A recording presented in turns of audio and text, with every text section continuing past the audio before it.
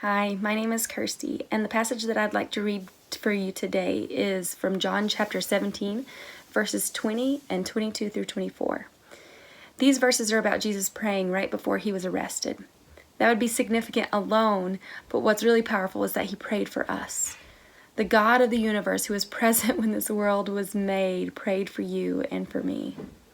So let me read you what he prayed for us in verses 20 and 22 and 23. I prayed not only for these, talking about the disciples, but also for those who believe in me through their message. I have given them the glory you have given me. May they be one as we are one. I am in them, and you are in me. May they be made completely one, so that the world may know that you have sent me, and have loved them as you have loved me. In the midst of this most distressing time of his life, when he was reflecting on the price that he would have to pay for sin to be washed away, he thought of each of us that he was going to the cross for. As he contemplated how that sin would separate him from his dad, the person he had been in the presence of for his entire existence, before time existed, he thought of that relationship that he had, and he thought of us. He would be alone, carrying a burden that he did nothing to deserve, and knowing that, he prayed that we would never be alone. And yet we may feel so alone in this time. We may feel as if we're unseen, unheard, uncared for. But I tell you that God sees us. We are not alone, and we are not without hope.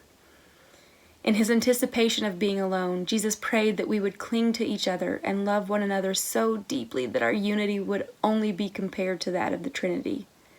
In this season of loneliness, don't isolate yourself from the blessing that Jesus so graciously prayed over you. Tell us how we can pray for you. Be willing to pray for others. Respond to people's posts on the Facebook page. Join another Zoom call.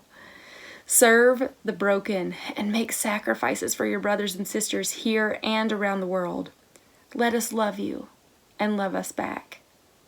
I'll close by sharing another part of Jesus' prayer for you in verse 24.